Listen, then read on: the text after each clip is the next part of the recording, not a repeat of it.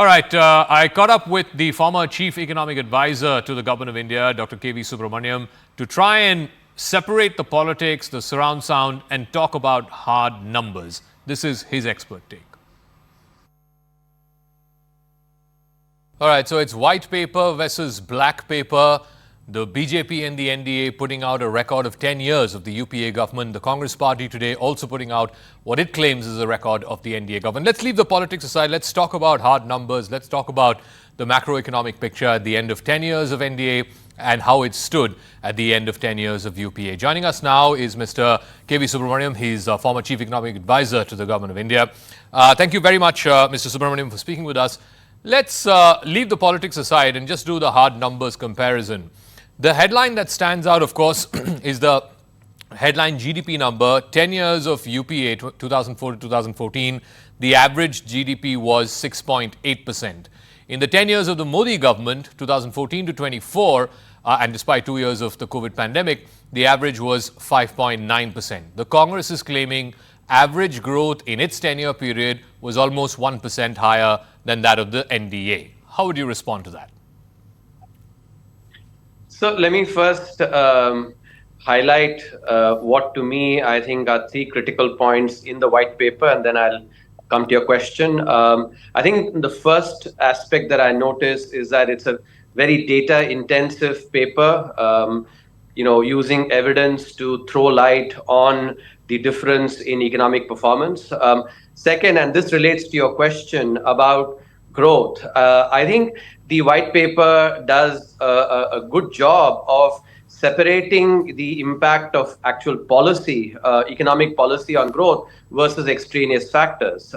For instance, one of the things, and this I've said consistently, the 2004 to 2009 period was a period when global growth was at its peak before the global financial crisis. Not only that, and this is something that economists recognize very well, the impact of policy that is taken now is felt with a lag. And here the policy measures that were taken by the earlier government, the Atal Bihari Vajpayee government, where, as the data shows there in the report, the capital expenditure to GDP was 35%. So clearly the lagged effects of that was enjoyed by the first term. And so that 6.9% growth that is being talked about, if you, take into account the fact that a rising tide lifts all boats, the impact of the global economy, and the lagged effect of many very good measures taken in the previous government, I think the real impact of policy then shows up very well. So that's the second key aspect. I think the third aspect in the white paper is the fact that macro fundamentals, actually how they were, have been highlighted very clearly, whether it's the current account deficit, whether it is the rupee depreciation during the taper tantrum episodes of 2012 or 2021, or inflation, which was about 9% in UPA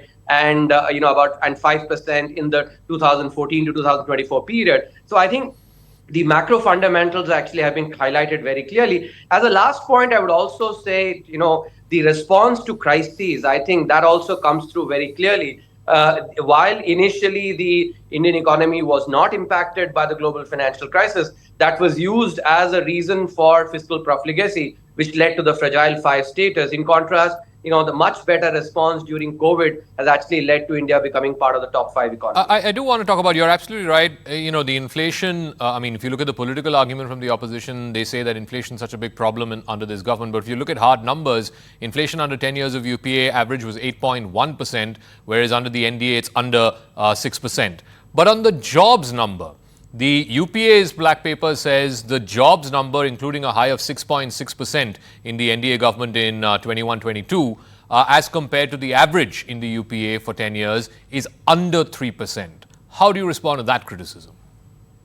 So let me first correct you, Jacob. I think the inflation numbers, the average in the white paper, and this is consistent with my own numbers as well, average inflation, was 8.9% in the 2004 to 2014 period, and 5% in the, the numbers that you've quoted are not correct. So the difference in inflation is substantial. Now, as for employment, and this again, actually, I've said it, umpteen number of times, if you look at the quality of jobs that have been created, jobs in the organized sector, jobs that have been created, salaried class, if you look even just over a 5-year period, 2017-18 to 2020, 22-23, despite the pandemic, about 2.5 crore jobs have actually salaried, and people who basically are in the formal sector. Those jobs have been created. Apart from that, if you look at the EPW, EPFO data as well, that shows too that clearly jobs, especially among the youth, and